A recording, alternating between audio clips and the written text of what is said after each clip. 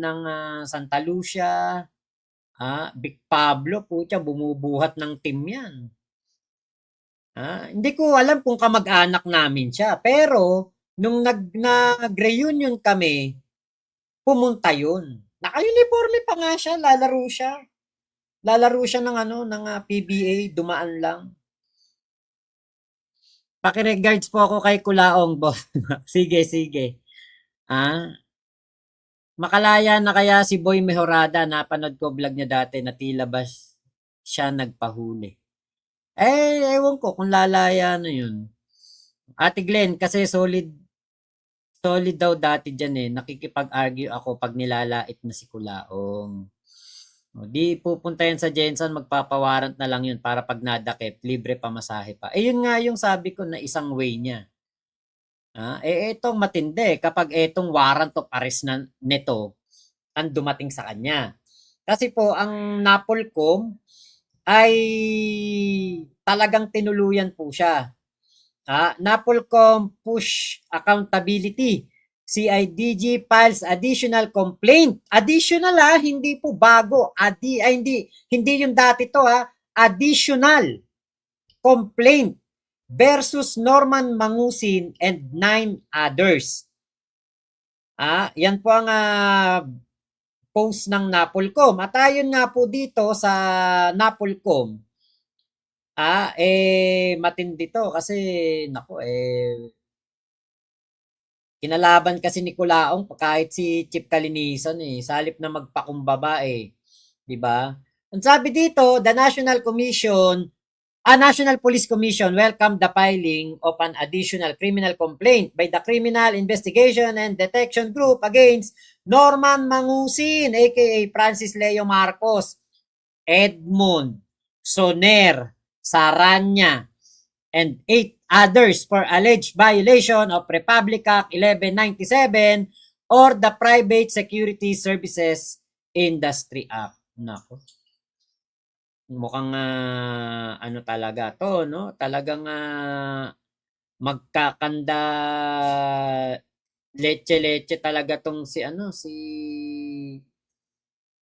Kulaong dito sa niya na to, sa kakaharapin niya na ito na problema. Talagang yung lugmok. Yun ang magiging tamang-tamang word dito kay Kulaong. Lugmok. Wala Hindi nagtino 'Di ba? Walang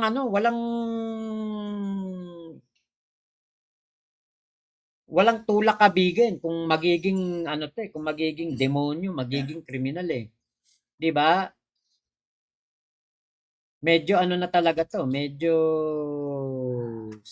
sobrang seryoso nitong na ito itong kakaharapin ni Kulaong na ito. Dahil nga po itong kaso na ito yung Republic Act, naku po, 11917 dahil po doon sa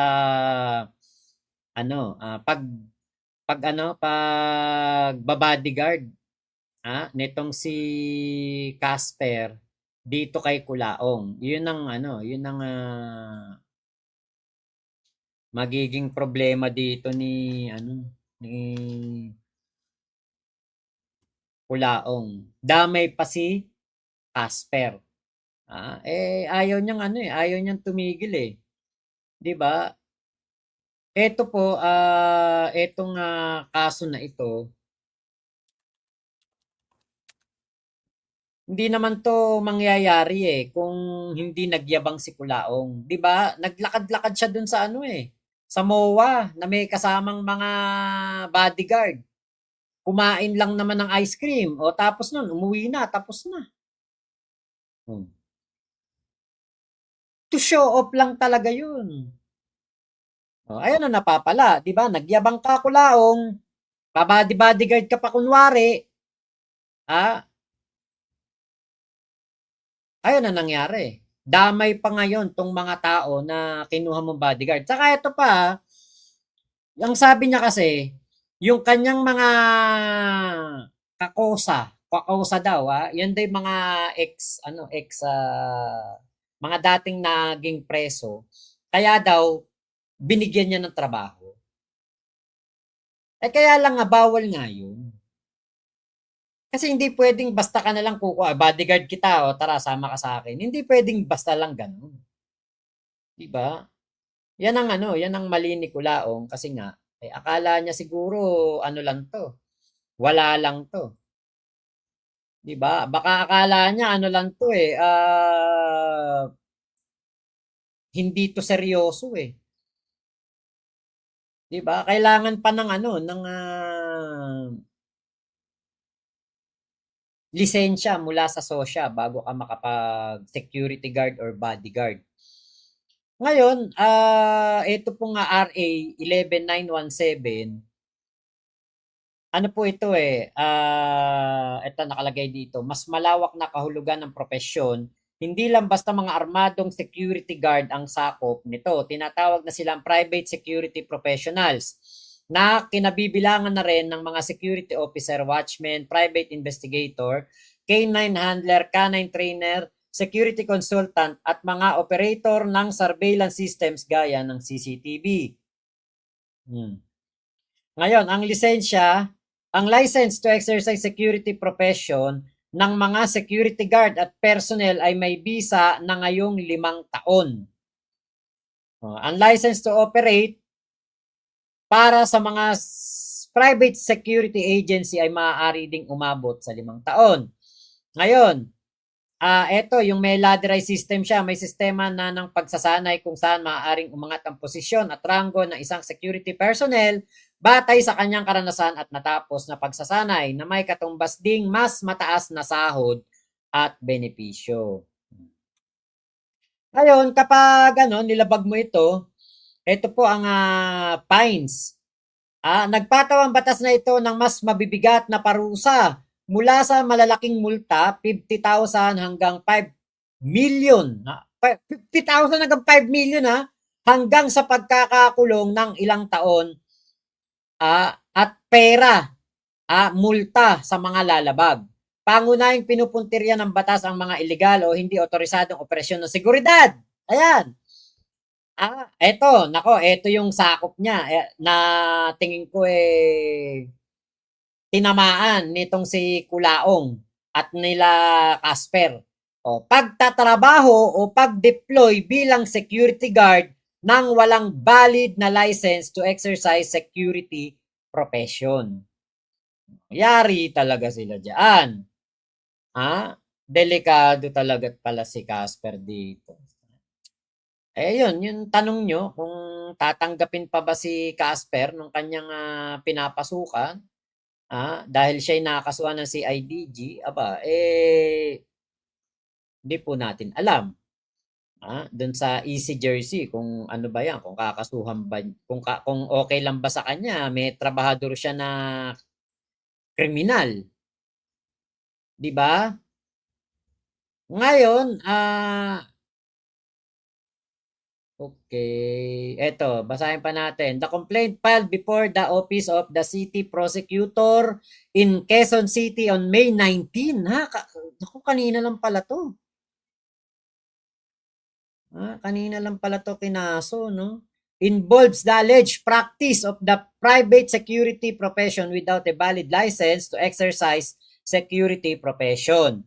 The case stemmed from the continuing investigation conducted by CIDG in coordination with the PNP SOSYA following earlier findings involving alleged unauthorized security operations linked to Mangusin.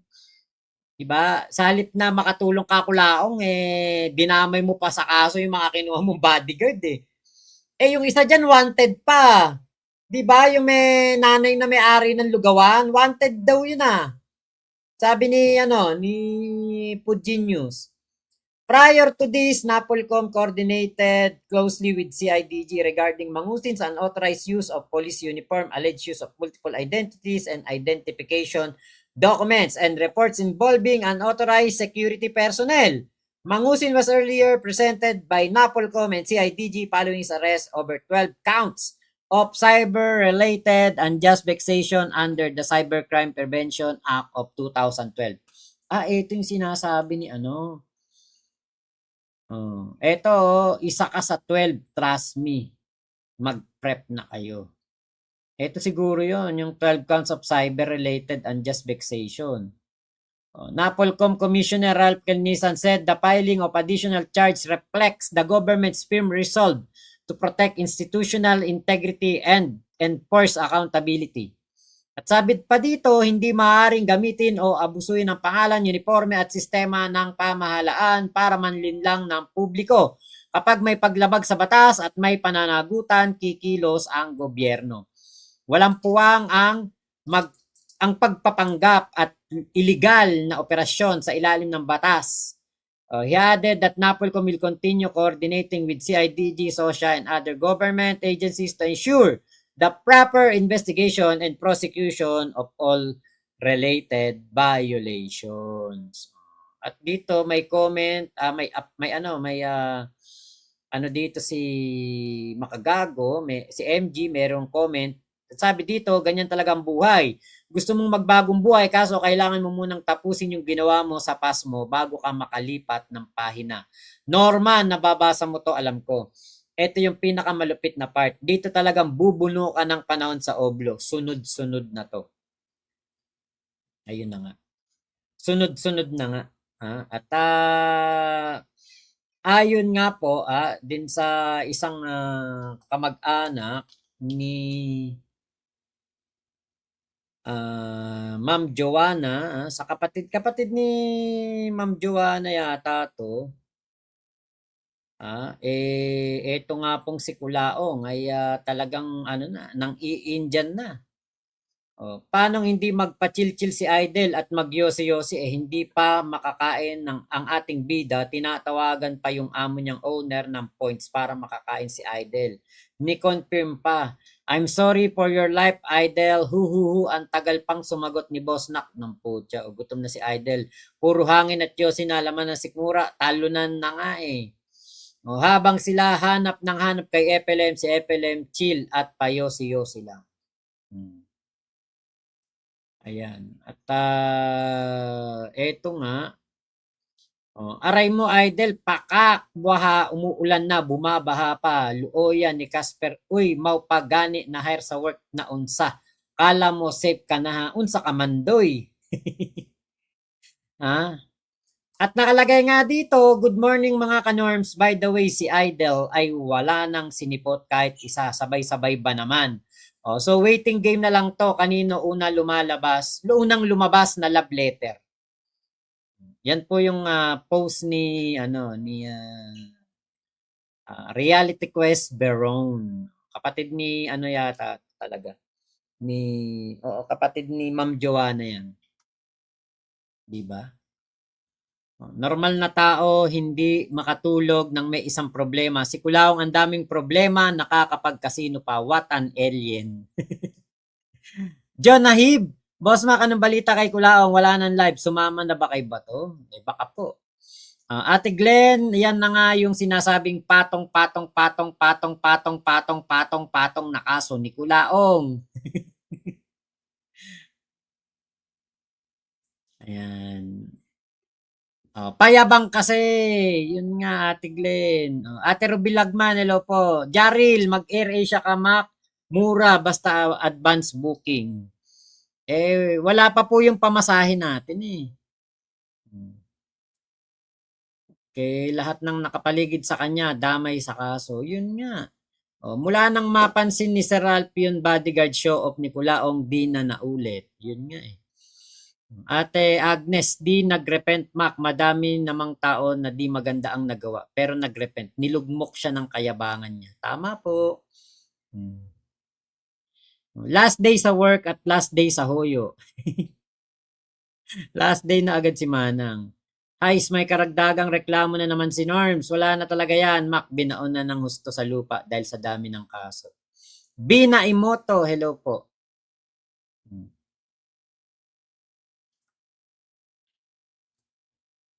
I cannot divulge any information because it's part of the tawag dito, privilege of communication. Basta yun lang yung alam ko noon. Bata pa ako noon eh. Kay ay, oo, Diyos ko na. Ikaw naman, Kuya Henry, 'di ba? Parang walang-wala kay kulaong 'yan. At eh, di magpakulong. Yan ang kukuha ng pawan na trilyonaryo, John Nahib. Sabihin ni Kulaong na hindi kanya kilala. O yun. Pag nagkita kami, baka yun nga sabihin niya, hindi ko kilala yan, si Makmak. Si Makmak Diablo. Ay, nako, Kulaong. Ah, ano to eh, no? Hindi kasi nagdala si Kulaong eh. Biruin mo eh, wala nang inatenan na kaso kanina. Wala daw inatenan na hearing eh. May hearing kasi ngayon yun ang alam ko. Oh, ngayon nga yun, Wednesday, wala daw pong inatenan na hearing kasi nga alam na natin kung bakit. Baka walang pamasahe.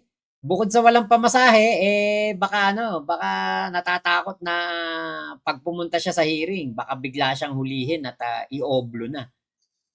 Pwedeng ganun eh. Pwedeng ganun na bigla na lang siyang ioblo. Kawawa din ang inabot na buhay, ano? Akala natin, ano lang eh, palulugmukin lang siya ni, ano eh, ni, yung pababagsakin lang siya ni MG, di ba? Parang ganun lang yung labanan nila eh. Yung pala, dudurugin talaga.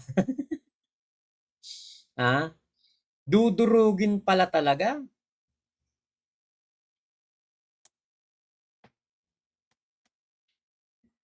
Ay, nako.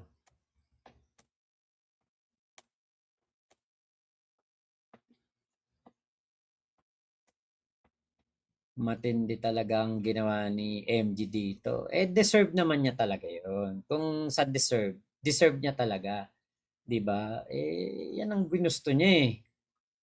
Ah, yan ang kanyang buhay. Yan ang ginusto niya na mangyari sa buhay niya eh. 'Di ba? Kaya magdusa siya. Magdusa siya at namnamin niya ang ang pagbagsak na talagang sobrang lagapak. Namnamin niya kasi wala namang ibang may gusto nito eh. Gusto ba natin 'to? Hindi naman eh. Siya naman ng lahat ng naghamon niyan eh. Akala niya forever may palipad, yun nga. Saan ka galing, Boss Mac? USA? Hindi, Europe, Europe. Sawa na ako dyan sa USA. Ate Flora, hindi na si gusgusin kasi malocate ng mga pulis sa warrant niya. Hindi po, ano po lagi, nasa casino po lagi eh. Ate Nimpa, talagang dudurugin siya ni MG. Sobra sama at pambabasto sa asawa ni MG. Tama. Oo, yun. Totoo yun. Totoo yun. Si Kulaong kasi pati pamilya dinadamay eh. Dinamay niya asawa ni MG. Dinamay niya nanay ni MG. Dinamay niya pamilya ng asawa ni MG. Dinamay niya yung nanay ni Manny Pacquiao. Dinamay niya si Manny Pacquiao.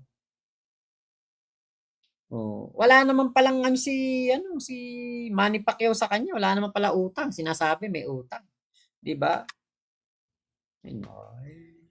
Deserve mo 'yan, Kulaong. Kung magkita tayo sa Jensan, basta huwag kang tatakbo.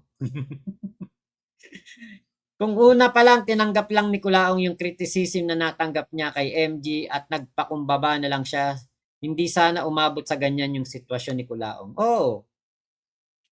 Ano niya na lang, si Makagago, okay lang yun. Content lang naman yun eh. Dati nga, ano ko yan, pinasalamatan ko yan. Saka inano ko talaga yan. Bilib ako dyan dati. Sumagot yan sa mayaman challenge ko. Oh. Wala yun. Wala. Panood ko, wala namang ano sa akin. Totoo naman yung mga sinabi niya. Okay lang yun. Kung ganun sinabi ni Kulaong, tapos ang usapan. Hanggang ngayon nakakapambudol pa siya. 'Di ba?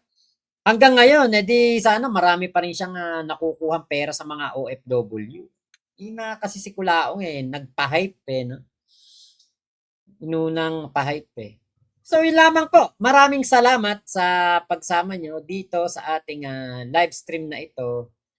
Kita-kits na lang po ulit tayo mamayang bukas pala, bukas, hindi pala mamaya. Bukas, kita-kits na lang po tayo at salamat po sa inyong pagsama sa live ko. Ingat po kayong lahat.